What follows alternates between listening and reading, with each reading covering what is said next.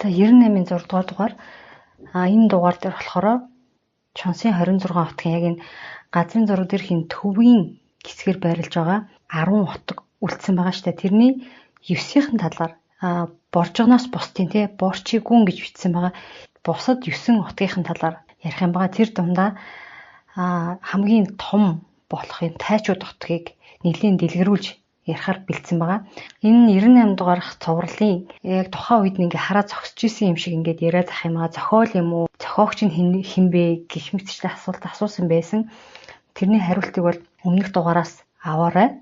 За энэ овг хотгодоос яах нь ноёхон баруулаас будгаад адархын. За будгаад адарх нь бол энэ газрын зураг дээр байхгүй. Гэхдээ нэлээд ойролцоо байрладаг байсан байх гэж бодож байна. За эдгээрийн үүсэл нь болохоор Монголын нус төвчний дэс 47 зэрэг байгаа.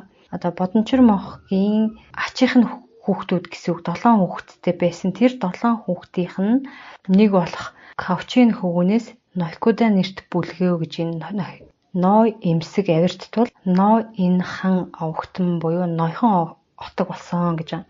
Кавчугийн хүү баруул адаа нэрт бүлгөө гэж энэ их бит эдийн барах бүлгөө. Баруулас овгтон болов. Кавчуулагийн хөвгүн эрдэмт баруулаас төдөгний баруулаас тэргүүтэн баруулаас тэд болвоо гэж энэ. Тэгэхээр эдгээр бүгдээр нийлэл баруулаас отог болсон байх гэж бодож байна. 7 хүүгнийх нь 2-ынх нь хүүхдүүд нийлээд баруулаас отогтон болсон гэж ойлгож байна. За тэгээд бас Каролтайн хөвгүүд будаан хутгалдах их тэргүү үгвийн тул будгаад овгтон тэд болвоо гэж будгаад гэдэг овгийн үүсэлний юм байна. Кавчугийн хөвгүн адархын адаа нэрт бүлгээ ах トゥ зур адрагч тул адархын овгтон болвоо гэж энэ. За адархины үүсэл байна тийм. Тэгвэл эдгээр хотууд нь ямар онцлогтой цэрэг дайнд ямар байдлаар оролцдог вэ гэхээр төвөр нутаглаг ноёхон нь болохоор 1000 цэрэгтэй гэж энэ баруулаас адархын бас 1000 цэрэгтэй будгаад нь болохоор 3000 цэрэгтэй гэж энэ хамаг Монголын явган цэргийн үүрэгт хачир цэргүүд болно гинэ. Эд бол дотоод хамгаалтын цэргүүд болно. Мөн тэд 20 цэргийн өөдөөс бэхлэлт босгох, модон шоргоо барьж хориг үүсгэх, занга бэлтэх, нүх малтах гэх үүрэгтэй. Жанжин баруулаасын могон хор баруун зүүн жигүүртэй алаг шумбааха жанжиттай. Шумбааха жанжин зөрчдийн 4 түмэн цэргийн дайнд өөдөлсөн бол могон хор алаг жанжид түүнээс өмнө болсон татартай тулсан дайнд өнгөрсөн. Будгаад мангуудыг давхар хянаж маннаа гэж. За баруулаас бисүд отгийн онцлог гэх юм бол чонос дотроо цорын ганц давуу үйлдвэрлэгч дидгэрээ давуу талтай гэж энэ. Үнэмлэхүү ахуйд дүүцэх ямар нэгэн юм үлддэг гэсэн. Яагаад гэвэл бүх ард хийхээс залхуурдаг тэр л ажлыг тэд хийдэг байсан. Өөрөөр хэлбэл нарийн утсаа гаргаад тэрийгэ торлож нэхээ давуу хийдэг гэсэн. Мэдээж торг майлангатай өрсөлдөх юм бол ноолуур гэдгээрээ зохигддог байсан. Яг нь ноолуурч нөгөөд давуу торготой харьцуулбал нэг бат бүхийн хувьд эдэлгээ даах байдлаар бол жоохон муу гэсэн үг шүү дээ. Нөгөө амархан цоорох талтай. Тийм болохоор бол яг нь майлан торготой бол өрсөлдөхгүй ч одоо чонос дотроо л яг нь давуу үйлдвэрлэгч нь байсан байх нь шүү дээ. За ноёхон болохоор ямар одоо онцлогтой байсан гэхээр сартуул 8 ойрод 20 төмөд баргуужин төхөм олхнууд гисэн жимээр явж арилжаа хийдэг худалдаачид гинэ. Гэр бүл хамаат саднараа сүлжээний тогтолцоо үүсгэн арилжаа хийдэг гэж байна. Өөрөөр хэлбэл энэ ноёхон аймагт охиноор байна уу, хүргнээр байна уу нэг тийм нууц жим бүхэн арилжааны өртөө үүсчихсэн гинэ. Яаж аюулгүй яваад байдгийг хэн ч мэдэхгүй. Зүгээр л эднэр тэгж арилжиж чаддаг. Ийм өртөөгөр тэд сартуул 8-ын ч орж чаддаг. Харин алтан ус руу бол явдаггүй. Мэдээж төрийн хэмжээний зөвшөөрсөн арилжаа биш. Хулгайн жим учраас 2 тэрэгнээс илүү ачаа ачдаггүй гэж биш үү. За энэ дэр нэг будгаатын талаар Монгол товчон түүхийн тайлал дээр нэг ийм хэсэг маш сонирхолтой баг үлгэр домог гэмээр ч юм уу. Каролтай хөвгүн нэгэн бүл айлыг эзэлсэн гинэ. Тэгсэн чинь тэр бүл нь болохоор ямар ч эрэгтэй хүнгүй дан хүүхнүүдийн хотог байсан гэж байна. Тэгээ тэрийг эзлээд тэр дундаасаа 48 эмийг татвар эм болгож авсан байд юм байна. Тэр 48 эмээс яг нэг Каролтайгийн 500 гаруй хүү төрсөн гинэ. Бүр нэг ч охин байхгүй дан хүү. Сонин байгаас мэдээж бас өөр олон эмэс тэр отогт байсан байж таараа Тэд нь өөр бустай нь гэрлэн гэрлэж отгоо толгой төрөтэй болон нэгтцгээсэн үйл явдлууд болжээ гэж байна. Тэгэхээр нөгөө будаат гэдэг чинь будаа шиг үрдсэн гэдэг утгаар нь ийм нэр өсөн бош таарах гэдэг. За нэг ийм бисүү байна. За бусад бисүүд орнор сүнэд хавтурхаас тайчуудын үүсэл болохоор Монголын нуус товчны дэс 48 дээр байгаа. За энэ дэр болохоор каудын хөвгүүд болох ийм 3 хүүхэд байгаа юм байна. Баячинкур, Чирахалын хүү, кавчин өртөөхөө ийм 3 хүүхэдтэй. Тэгээд баг хүүхэд болох кавчин өртөөхийн хөвгүүд нь болохоор орнор хонхтон аруулаад сүнэд хавтурхас гингис бүлгээ гэж байна. Дундах хүү болох Чирахалын хүн бэргэн эмээс төрсэн бисүүдийн нэрт бүлгөө бисүүд овогтон болвоо гэж. За бисүүд нь энд байна. Тайчууд нь болохоор дунд хүүхэд болох Чирахалын хүн хөвгүүн сэнгүүн бэлэг амхаатан нар тайчууд овогтон болвоо гэж байгаа. Амхаатан гэж амгаа хааныг хэлж байгаа гэсэн үг. Том хүүгийнх нь Бачикур догшны хөвгүүн тумбанаа сэтсэн бүлгээ гэж байна. Тэр тумбаны сэтснийх нь хүү Хабул хаан байгаа байхгүй юу. Тэгэхээр Хабул хаан, Амгаа хаан хоёр ч юм болохоор ингээд одоо юу хийх үеэлүүд гэж хэлэх үү. Ах トゥ угийн ийм хүүхдүүд гэх юм уу да. За ийм байж таарад байгаа. За энэ чинээс орнор нь болохоор 1000 үрх айлтай мөн 1000 цэрэг гаргадаг. Морин ойноос ашиглагчид асын зэнээс харвах чулуу шидэх балгас нураагч хэрэм давагч тосгон булагч нар тулд нутгийн дайнд оролцохгүйч харид болох хил давж явсан дайнд оролцсноо гэж байна. Цагаан нэртэй жанжинтай Исүхэ Баатрын үе хүртэл амьдарсан ийм жанжин байт юм байна. Тэгэд ургууд хонхтныг давхар мандаг. Давхар манаануудын учир нь дотоод хамгаалтын бүс болно. Отог аймагуудын өөр хоорондоо бас давхар манаагаар чагтлагдсан. Хин нэгэнд нь дайсан товтлоход туслах дэмнэх мэдээ хүргэх урхууд төвөө сэргийлэн хамгаалах үүрэгтэй. Учир нь хил дагуух аймагуудтайгаа захчингууд ураг холбоотой эхнэр солилцсон харилцаа сайн байх тул дотоод уруулгаас хамгаалах ёстой гэж байна. За сүнэд болохоор дайнд цэрэг гаргадаггүй гинэ. Хавтурхсыг даган явдаг. Тэд 8-чин жинчин голдуу хүмүүс ардууттай хэлийн мэдээ хүргэж бүх орны нутгаар байрладаг. Эмс цэргийн отогч гэж бас нэрлэдэг гинэ. Учир нь сөндөөс ариун охин үрс харийнхантай гэрлэж тэндээ амьдарч мэдээ илгээх учир тэгж нэрлэгдсэн гэж байна. Ерөн хэд тагнуул талдаа гэсэн үг үү те. Өөрөөр хэлбэл чонс доторго олхнууд аймаг гэсэн үг ээ. Тухайлсан удирдахчгүй гэж байна. Одоо олхнууд ч бусад аймагуудтай охтуудаараа эв гэрээ бариад тагнуул хийдэг те. Мэдээ авдаг. За тийм отог байгаа шүү дээ. Тэгэхээр олхнууд аймаг шиг те. Сүмэнд нь бол тийм онцлогтой юм байна. За хавтурхас нь болохоор 1000 өрх айлтай 1000 цэрэг гаргадаг. Тэд хорч харваач гэдэг нь одоо нөгөө хортой сумаар харвдаг гэсэн үг. Хорч харваач гэхээр хүүхэн гоо Баатар жанжин удирддаг. Тухайн цаг үеийн бүсгүй бүрийн сэтгэлийг татсан мөрөөдөлд умбуулсан гоо сайхан жанжин байсан учраас хүүхэн гоо гэж хочилдгоо гэж байна. Их л сайхан залуу байсан гэж ерөн маш их энэ номнууд дээр бол дуртагддаг. Тэгж нэг дэлгэрэнгүй ярих юу гарах баха. За Зүрхэн гэдэг отог болохоор үүс нь болохоор Монголын нуус товчон дээр дис 50 дээр байна. Охин бархтын хөвгүүн хотготуу зүрх бүлгээ. Хотготуу зүрхийн хөвгүүд Чичапих тайчуу 2 бүлгээ. Зүрх овогтон тэд болвоо гэж байна. Тэгэхээр энэ болохоор Хабул хааны одоо том хүү болох охин бархтын 2 ачин бий болгосон овгол гэсэн үг юм байна. Энэ нь ямар зориулалтаа үүссэн отог байна вэ гэхээр цэрэг дайнд зориулагдсан бүтсэн хууль ёсны ганц аймаг гинэ. За урийнхаа дээр болохоор яг юм гарал үүссэн юм дээр нуус товчонд ч юм байхгүй. Өрөө цадаг тамга гэд номон дээрхээс бол ойлгоход хүнүүгийн үед байсан те 3 гол овог хотог байгаа гэж байна шүү дээ. Нохос, чонс, хоён тэгээд бас олон үндэсний язгуураас бүтсэн нэг юм дөрөвдөх овог хотог байсан. Яг гол гэж хэлэхгүй ч гэсэн энэ дөрөв нийлээд ингээд хүннүг гүрэн гэж явдаг байсан юм билээ. Тэгэхээр олон ястан байдаг тэр овог хотгийн л одоо үр хойч гэж хэлэх юм уу? Одоо Монгол одоо газар нутагт байдаг нь л урийн хажууд гэсэн үг. Тэр түүнээс биш хоошоо бол байгаа. Газрын зураг дээрх баргуужийн төхөмтэй 20 төмөд ойролт гэдэг маань бас тухайн үед байсан тэр нохос болоод бусад юм үндэстэн ясны отог эднэрийн одоо үр хойч гэсэн үг. Одоогийнхоор бол яг нь Монголын бурайд гэж хэлж болно урайхачуудыг. Оросд ч бас байгаа, Хятадд ч байгаа ийм олон яснууд байгаа штэ. Нүдэлчдээс угсаалсан. За тэдгээр маань яг нь хүннүүгийн үед байсан тэр олон ясны үр хойчсл гэсэн үг. Энэ урайхачууд маань ороод за урайхачуудын онцлог бол харьцангуй тийм дархан талдаа төмрөөр хэрэглэл зүйлтэй одоо зүйлсийг уралдаг талдаа одоо онцлогтой отог юм байна гэж би бол ойлгосон. За товчхондоо бол урайхачууд юм байна. За одоо болохоор тайчууд руу оръё. Тайчуудын үслийг бол түрүүн ярьсан байгаа. За тэгээд тайчуудыг дэлгэрүүлж ярихад Амбаа хааны 10 хүүхдийн доороосоо 3 дахь хүүхэд болох Агачуу Баатрын тухай ном болох Ханг хөвгүүний цорхиран гэдэг номон дээрээс тайчуудыг дэлгэрүүлж хүргэх гэж байна. За тайчууд овгийн онцлогийг товчхон ярих гэх юм бол одоо энэ Чонсын отог дотроо хамгийн их тийм эдийн засаг хөгжлийнхаа хувьд номер 1-т байдаг отог байсан юм билэ.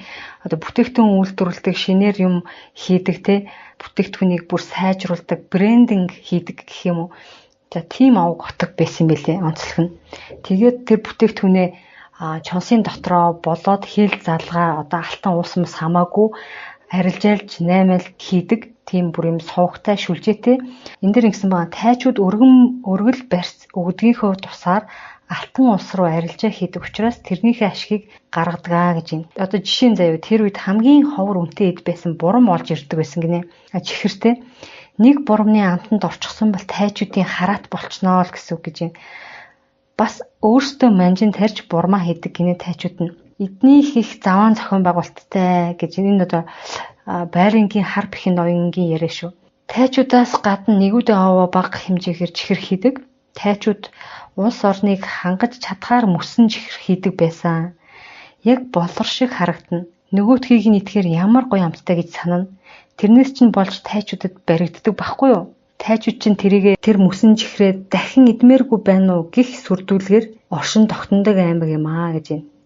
Яаж хийдгийг нь мэдэхгүй манжинган тарихаар чадал хөрөхгүй байгаад байдаг гинэ. Зөвхөн энэч биш. Хүнсний салбар, эмийн ургамлын салбарт бол маш том байр суурь эзэлдэг юм. Ер нь л бүхэл бүтээгдэхүүнээр номер 1 гэж хэлж болох үз ийм авг отог байсан юм билэ. За тэрийг Хан хөвгүүний цорхираа номон дээрээс жоохон дэлгэрүүлж та бүхэнд хүргэе.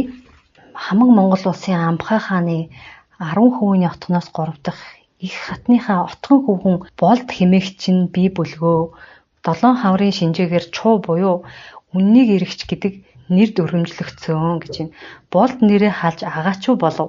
Ага буюу мордын зүсийн нэр өгч цээр нэрээр дуудах тэр ялгамжийг өргөсөн бөлгөө. Ага гэдэг үг утгынхаа хувьд бол сор гэсэн утгатай. Ага гэх нэрийн учир нь миний магнаа сэвлэгт туг цагаан сэвлэг байдгаас улбаатай гинэ. Амбхай хаан эцэг минь эдэр залуут наснаасаа эхлэн бараан зүсмийн ахтыг өргөн төлжүүлэгч байсан гинэ. Яагаад бараан зүсмийн ахтыг дээдлэгч хэмээвэл альва гэрээ хилцэлд хартанд цагаан буурал юм уу? Гил хар ахт үнэт хүрдэг өндөр ач холбогдол өгч тангууд алтан сүн улсын элчилч нар гил хар ахтыг машид их сонждог учраас ирэх цагийн ив болгонд тамга болгох гэж улбааснаас тайчуудад хар ахт ариваан гэж байна. Цус сэлбэж бүхий нутгаас хар ахтгүй агуулдаг. 8 сартуулаас хар ахтгүй авчирснаас цус сэлбэж манай тайчуудын ахтас бие өндөр хүзүү урт болсон шинжтэй гэж байна. Нөгөө араб адуу гэдэг лүү тэрэн шиг үү. Дайн тулаанд бол олигтой амтан бишээ гинэ. Зүгээр л сүртэй бэлэг гэж байна. Харин борчгонтны буюу буржганы шарга хонгор бол дэсвэр төвчээр хурд хүч дайн байлдааны зорилготой үржүүлж хүн амьтанд бэлгэлдэггүй гүү азраг гаргадгүй сүрэг болно гэж байна. Тэр ингээд нэг овг хотгуудыг анзаарч хахад яг өөрсдийн гэсэн юм зүсмийн ч юм уу юм онцлогтой адуун юм сүрэгтэй байгаад байгаа байхгүй юу. Өнгөөрөөч байж болно, зүсээрэж байж болно, эсвэл нөгөө хүүч чадал хурдаараа ч юм уу те хоорондоо ялгаатай байгаад байт юм билэ. Одоо энэ Хабул хааны ахтнаас бол өртөөж хигүүсэгч ахт ихэр гардаг гэж байна. Хигүүсэгч гэдэг нь дайн тулаанд зүсэж орогч эрчтэй хурцтайгаар бүслэх зориулттай морь гэсэн үг гинэ. Мортон тулаанч болохоор ийм үг ихээр хэрэглэгдэн дээ. Хоньны мортогоор хигүүслэгч хийх боломжгүй. Зүгтаач чадахгүй шүү. Дайсан чинь чамааг ахтын хурдаар гүйцэд ирнэ зү. Тиймээс дайсандаа гүйцэтгэхгүй их хурдтай хүчтэй тэсвэр төвчээртэй холын жинд алдрахгүй Агт бэлтгэн Хабул хааны зорилго бол тайчуудаа бид аль болох дайсандаа хурдтай хүчтэй морь өгөхгүй. Үзэмж төгөлдөр морь өгөхийг хичээж үн ханшаа хөөрөгдөхийг эрхэмлэгч ийм эрс дэс тусдаа бодлоготойгоор агт төлжүүлдэг, өсөгдөг отог аймагуд юм гэж байна. Тэгвэл зүрхэнд бол арчилгын шинжтэй тэрэг чирэгч агт ихтэй гэж байна. Гэхдээ тэргэнд намхан байдаг онцлогтой. Хамаагүй агтыг аж ахуйд дураар эдлэхгүй тулд зүслэн үржүүлэх нь илбгээ. Жишээ нь өртөөчдийн шарга өнгөтэй төл байвал удмаа дагаад хурдлах нь шилбэг. Өртөөчин гэхээр мэдээж хурднал байх хэрэгтэй байж таарж байна тий. Тэгвэл зэдрэн агтас тэрэг чирэгтэй дэсвэр төвчээр хатуужилтай сурлагаас угсаачлан төрсөн юм болохоор аль ч аймагт зэдрэнгүүд тэрэгний шинжтэй байх нь илбэг гинэ. Зэдрэн гэдэг нь одоо бас зүсмийн хэлж байгаа болов. Ингэж л агтыг юунд зориулж эдлэх гэж байгаа вэ гэдгээс хамаарч зүсийг төрөлжүүлэн үржүүлдэг юм шүү дээ гэсэн байна. Яг нь сонирхолтой ах гэж бодоод энэ хэсгийг ярьчлаа. Тайчуудын одоо хам байсан те. Амхаа хам бол хамаг Монгол улсыг тусгаар тогтносон улс болоход анхны гэрээтэд байсан 13 тэргүүдийн нэг бүлгөө гэж байна. Одоо бид чинь нэг тусгаар тогтнолоо зарласны бараг улс тунхсны 100 хэдхэн жилийн юм яриад байгаа шүү дээ. Бид чинь бол хэдэн мянганы түүхтэй. Тэгээд энд хамаг Монгол гэж улсыг тусгаар тогтносон гэж зарлахад анхны гэрээтэд байсан 13 тэргүүдийн нэг бүлгөө гэж байна. Монголын түүхэнд анх удаа одоо хамаг Монгол гэдэг ийм хялбар гэрээт улс гэсэн баха. Ийм төрийн зохион байгуулалт нь болохоор овог отгууд болгон өөрсдийн гэсэн ийм хантай. Хаан биш. Нэг аагаар бичиж байгаа шүү. Хантай. Өөрсдийнхөө одоо нутаг дэвсгэрийг захирдаг, хамаардаг. Гэхдээ бөөнөрөө нийлээд тэр овог отгууд нийлэнгүүтээ дундаасаа нэг хааныг сонгодог. Одоогийнхоор бол одоо юу штэ Америк хэд чинь мужтай захирагчтай байгаад байгаа шүү дээ. Өөрсдийн гэсэн муж хууль дүрмтэй байдаг те. Тэгэнгүүтээ дундаасаа ерөнхийлөгчөө бас дахиж сонгодог. Яг тэрэн шиг тийм төрийн зохион байгуулалтын анх гарч ирсэн байгаа хгүй хамаг Монгол гэдэг тэр овог хотууд өөрсдийн удирдлагатай дундаасаа гэхдээ хүлээн зөвшөөрсөн нэг удирдагч сонгож том юм бүрэлдэхүүнд багтж байгаа гэсэн үг. Энэ 13 одоо тэргүүдийн нэг нь манай аав тайчуудын амхаа хам бол байсан юм аа. Хамаг Монгол гэж улсыг зарлаж 9-ийн гэрээнд ард олныг дагуулж төртийг тусгаар болгосон түүхтэй бүлгөө гэсэн байна. Ийм учиртай юм билээ шүү. Амхаа эцэг минь Хабул хаанаас насаар бага хавар жил дөө гэж байна. Тийм ч учраас Хабул хааныг тэнгэр өөдөө болоход үрс хөвгүүд нь тэнхээжээгүй үн төртийг тогтооход ултаас нь мэдгчин зөвхтэй түшнэ гэдэг ухааны үзүүрээс эцэг минь хан болсон гэж байна. Одоо Хабул хааныг нас барахад Хабул хааны одоо хүүхдүүд нь биш яг нь одоо хамаатан тэр одоо үеэл гэхүү амхаа нь болохоор хаан болж байгаа. Өөрийг нь орын залгамжилж байгаа. Ийм бол явдал болсон байгаа. Энэ тайчууд нь дотор бас ийм 3 ийм язгууртны бүлээс бүрэлддэм байна. Начин Баатарын аваал эмээс төрсөн шижүүдай доголтой нарын хөвгүүд нь таргуутад нь тайчууд гэж нэгдүгээрт. Сэнгүүн бэлэг амхаатны хөвгүүд нь тайчууд гинэ. Хоёрдугаарт. Бүлтээчүү Баатарын үр садан түшээ тайчууд болсон гэж байна. Ийм 3 үндсэн ихэс язгууртны бүлгээс тайчууд гэдэг ерөнхий отог үүсэж 3000 анх байгууллагдан хүчилсэн түүхтэй гэж байна. Манай тайчууд нь бисүүд, ургууд, мангууд, борчхон, луга 9 үе дотроо шууд ураг төрөл учраас юр ханилж болдоггүй гэж байна. Орнор хонхтон аруулаад сүнэд хавтурхаас гингист чуулуулсан ардаас нь бол ханилж болохоос язгуур ноёд ураг холбож болохгүй гэж байна. Ийм ураг төрлийн гүн явдалтай амиг болно. Таргуудын тайчуудаас алдарт нэрд хүрсэн нь бол хадан далдурхан гэж хүн байдгийн гинэ. Тайчууд нь болохоор таргуудаа тэргүүтэйгээр Чингис хаантай шулуун өрсөлдсөний улбаанд төдийл алдартнаа үлгэр домогт мөнхлөөгүй хэдий ч хамаг Монголтны үүслийн суурьд гүнээ зүтгэсний хувьд хүндэтгэдэн цохогдох ёстой хэмээн Агачуу Баатар тэгж боддөг юм байна. Бүлтээчүү Баатарын түшээ тайчууд нь болохоор ар ахуй тэгшлэх тул жанжид ихсийн дунд өндөр цуу алдарт хүрсэн үгүйч ар ноёд ахуй тэгшлэд гүнээ зүтгэсэн түүхтэй гинэ. Энэ дундаас алдарт хүрсэн сүлдүүсийн сорхон шарт түүний хөвгүүд. За миний эцгийн үед болохоор сэнгүүн бэлэг ахаа нөхчиж өөр хөвгүүдэнд тайчууд болсон тул амхаа тайчуудыг үүсгэсэн анхны ноён гэж үздэг юм аа. Язгуур гаргалын хувьд гэвэл Шинжүүдээ доголдоо Начинбаатарын хөвгүүд нийлж амхааг өргөж ноён болгож дээд язгууртыг барьдаг тул язгуурт нь нэлээд олонтой аймагтаа ордог шүү гэж.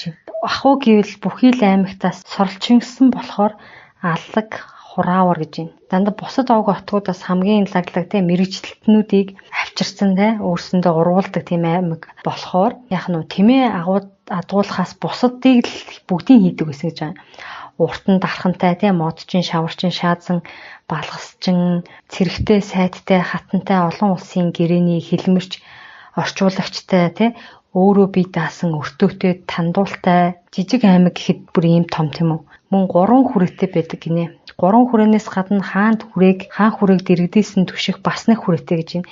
Ингэхээр 4 хүрээтэй болно. Гэхдээ хаан хүрээ түшдэг хүрээ нь хаан хүрээндээ багтчаар 3 тустай хүрээтэй гэсэн үг. Би даасан ганц отгорол гэхэд бяцхан усын дайтай байгаа сте. Тайчууд дангаараа төмт зэрэг гаргадаг шүү гинэ. 10,000 зэрэг гаргах чадвартай гэж шүү.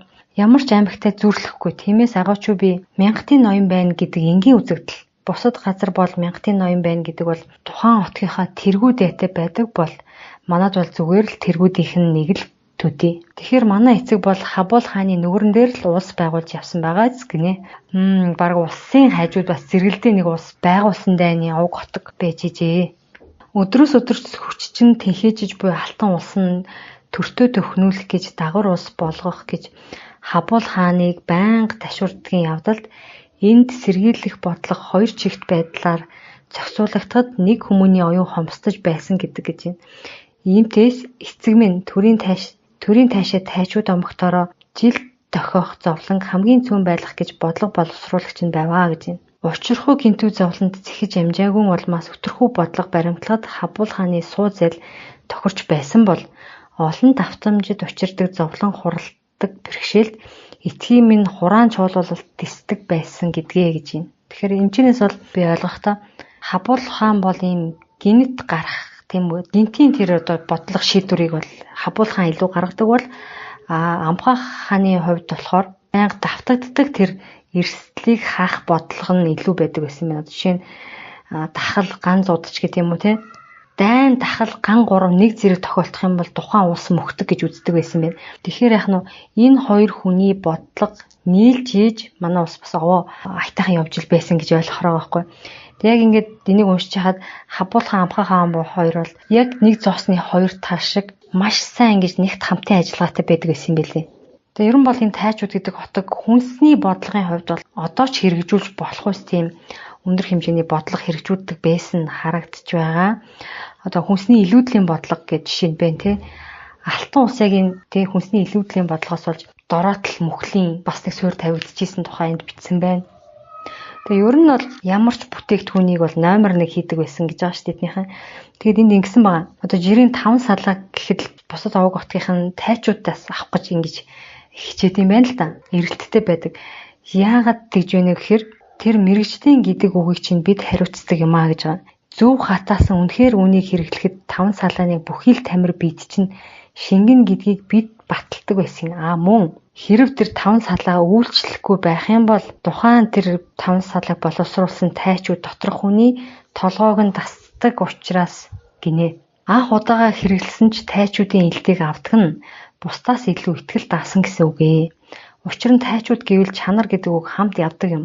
Маш үзэмжтэй. Олон улсын харилцаанаас болоод олон улсын бэлэгдэл урд архичуудыг байнга хуулбарлаж авилгадан авч үргэлж бараагаа хамгийн дээд чанартай байлгадаг учраас тайчуудын бараа ямар ч маргаангүй хэн ч хэрэгэлцэхгүй чанартай байдаг. Бид бараагаа зарахтаа чанаргүй гэдэг үгийг устгаж өөрсдийгөө зовоодог учраас тэр үүнийгээ хадгалснараа чанар гэвэл тайчууд гэдэг үгийг бүтээсэн учраас баян чинээлэг өрсөлдөгчгүй дээд тайшин зэргийн хөрөнгө гэж ард түмэнд алдаршсан байдаг юм аа. Энэ бодлогын нөлөө ердөө л энэ юм.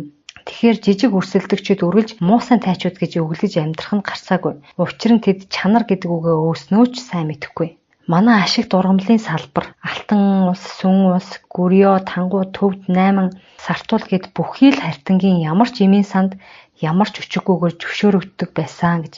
Монгол улсын итүгний хайр ургамлыг бид жин тээвэрт зохицуулж чадаж байсан. Гэтэл дуурай хэсэд нутгаасаа ижил ургамал түүгээд арилжаалахад тээвэрлэлтийн алдаанаас чанар нь ундаг байсан юм аа. Тэгэхээр чанар бол тайчууд юм гинэ. Слонгороо байгаа шүү те. Аливаа зүйлийг тэгтэл сайн боловсруулах, үйлдэх гэдэг нь өөрөө бидний хамгаалалт. Бидний арилжиж байгаа зүйл, бидний амьдарч байгаа зүйл шудраг бус авьяас бэлгээ гэж байна. Шудраг бус авьяас бэлэг гэдэг бол унтах нойроо хас, өглөх үгээ хас, өмнөж байдлаа төгөлдөржүүл, өчүүхэнч гэсэн хуурмаг сэтгэл бүү агуул, өөрийг чинь илэрхийлж байгаа эдийг их мөнх тэнгэр хүртэл хэрэглээд биширж байхаар үйлд гэдэг ураандор үйлддэг байсан учраас бид ямар ч хатаасан хаалгайг тэнгэр эцэгт зориулж хатаадаг учраас тэр дайтай чанартай байсан юм шүү дээ. Бид тэнгэр эцгийг хэрэглэгчээ болохыг тэмүүлсэн гинэ. Чи хамгийн сайн дархан байж болно. Гэхдээ чи хамгийн сайн гэдгээ тунхаглахын тулд чамд өөрийн гэсэн арилжаа хэрэгтэй. Өөрийн гэсэн худалдан авахч хэрэгтэй. Мөн чанараа урт хадгалах, сахилах хамгаалалт чинь хэрэгтэй. Үүнийг нь бид нэг чадвартай хүмүүнд өгч байсан юм. Чи Монголда хамгийн сайн элдээ хийж болно. Гэхдээ чи дэлхийн хамгийн сайн гэдгийг мэдхийн тулд дэлхийд элдээ зарах ёстой. Тэгвэл аянчингүү чамд ийм боломж байхгүй бол тайчуудад нийцснээр ийм боломж чамд гарч өөр өрсөлд өчгүй болж чиний арилцсан бүтээгдэхүүн дэлхийд хаадад хүлээн зөвшөөрөгдөж тэнгэр эцэг дэвэгдэж харин чиний өөрийн сахилга бол үе дотроо оройлогч байхаа байнга хадгалах ёстой. Ийм л зүйл юм. Бусад өрсөлдөгчд үргэлж тайчуудаа нэртэй болсон урлаач ахуйч арилжаачиндаа хатаархаж элдв үгийг хэлж л байдаг. Учир нь ганцаараа хизээж хийж чадхааргүй бүлгийн үйл ажиллагаа цэгцэн тайчуудад байсан юм аа гэж байна. Багийн ажиллагаа тийм үү? Бүгдд нь нээлттэй байхад чадамжаар гарч ирж нэгдэж чадахгүй бол хогч шүү дээ. Ямар ч ард эдийг хэлбэршүүлэх төдий үлдэж чаддаг. Харин тунхаглах хэмжээний үйлдэхэд хизээж нэг хүмүүн хийж чаддаггүй юм. Иймд нэгжин бүлэгтээ үргэлж хатаархалтай байсан цөрөг хүчин зүйл нь болж байлаа да гэж. За яах нь ганц хүн хийж чадахгүй багаараа тийм үү? Кластраараа гэж ярьдаг шүү дээ. Шат дамжлагаараа сайн байж иж тэр чанартай бүтээгдэхүүн хийх нь байна гэсэн үг юм. Одоо яг ийм системээр нь бацсан лог хот гэж бодоод ойлгоод байгаа.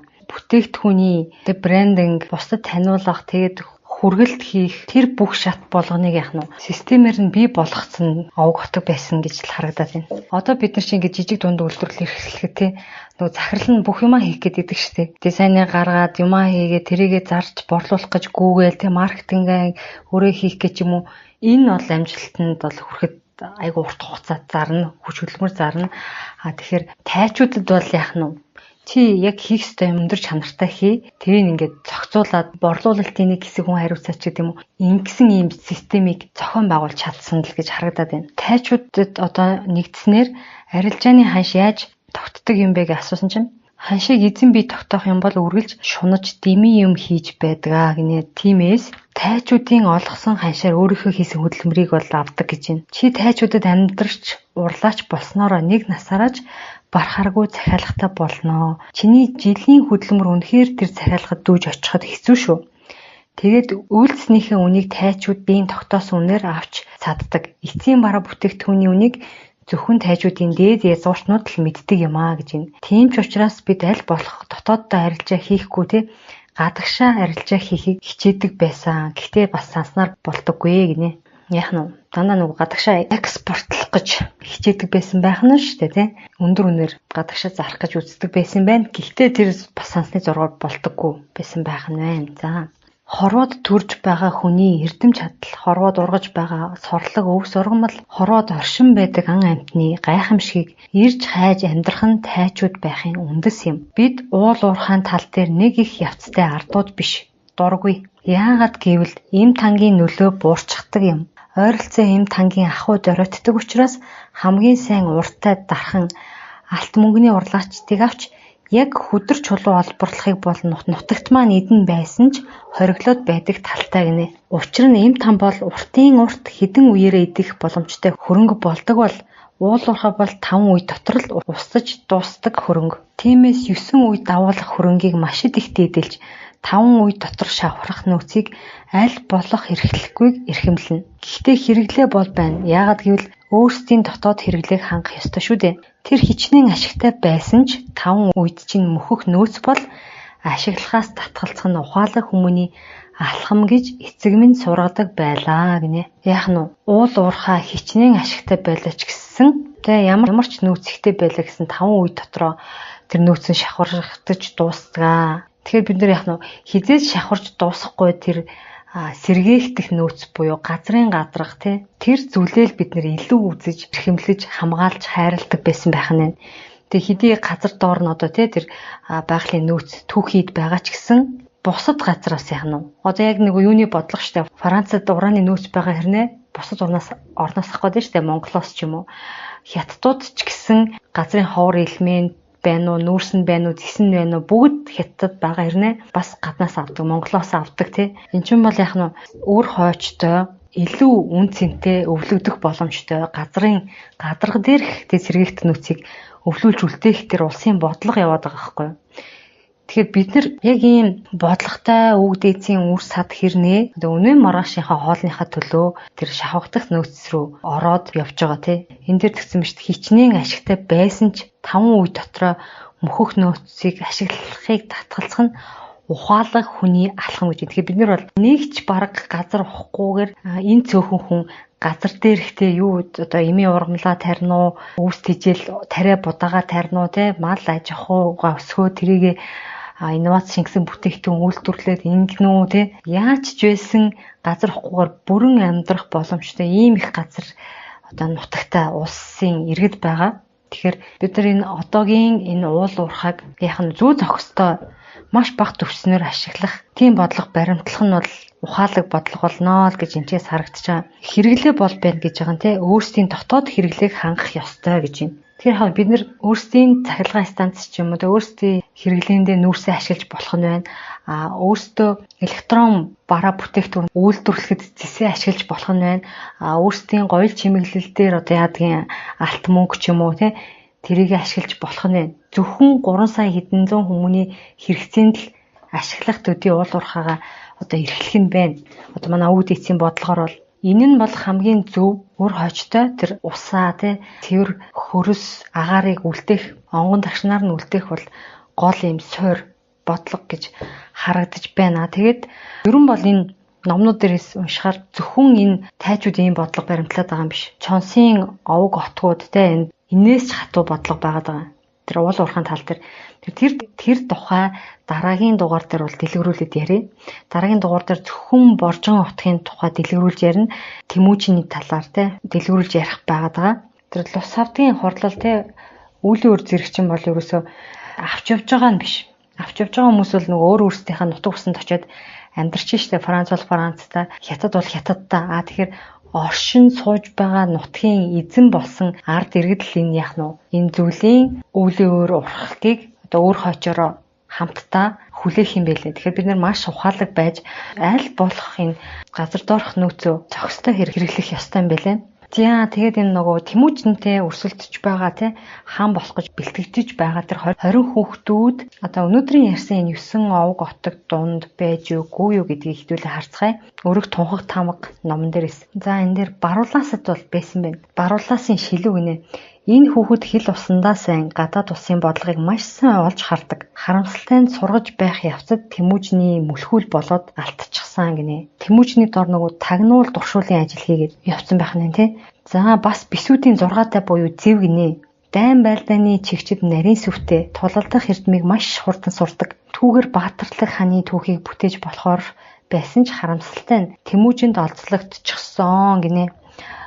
Тэмүүжний дор ажиллаж байна Энэ хүүхдийн зовлон нөхөрсөг бус бүлэг байгуулах чадамжгүй тул тооноос хасагдсан гэж. Яг багийн гишүүн байх боломжгүй жоохон ааш муутай хөр байсан юм гэх юм уу да энэ одоо зэв маань. За зүрхэнд болохоор сачаа бэхий гэж хүү байсан байна. Дайны эрдэм сайн гадаад улсын бодлого сайтар ойлгодог. Гимэн жаахан гимээ тоох өвчтэй гинэ. Тэрийг хугаслаж болно. Ийм бодож өсгөж байтал Тэмүүжин аваачаад бүтээч гисэн гинэ. Бүтээч гисэн гэдэг нь юу гэсэн юм бол өөртөө уруулсан болов. За ноёхны жонсоо гинэ. Энэ гэрээ хилцээрт тун гарамгаа хүүгэн. Дээрээс нь чагт сайн тавьдаг. Ямар ч дайн гаргахгүйгээр улсаа ихчүүлэх ухаан байна. Эмийн бодлогоор зүүн гарын улс байгуулах чадвартай ч шуналтай тул гараас гарсан гэж шүү. Шуналтай. Тэрийн нэлээд алдартай бүр жонсоо гэдэг ном байгаа.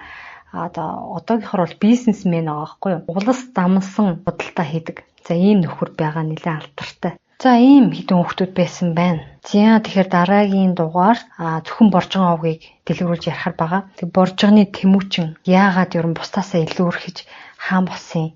Одоо энэ чинээс харахад бол бусдыг татах чадвартай өөртөө ингэж ажилуулах гэх юм уу, уруулах чадвар бол маш өндөртэй байсан харагдаж байна. Дийлийнх нь Тэмүүчний доор Тэмүүчнтэй хамтрах гад Тэмүүчнийг дэмжих гээд явцсан байх нь байна гэж харагдаж байна. Тэгэхээр тэр Тэмүүчэнд бол нэлээд тийм бусдыг татах чадвар байсан болж харах гэдэг. За энэ мэтэлчлэн ямар онцлог байсан байгаад хан болсон. Тэр талаар дараагийн дугаарт хэдүүлээ дэлгэрүүлж ярьцгаая. За тэгээд өнөөдрийн агуулга ерөөхдөө болчлоо. Та бүхэн түүхийн холбогдлолтой дугаар